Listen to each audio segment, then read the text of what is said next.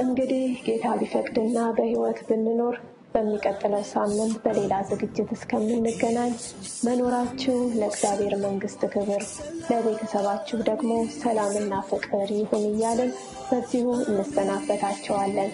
መልካም ሳምንት። ኢየሱስ ሰላም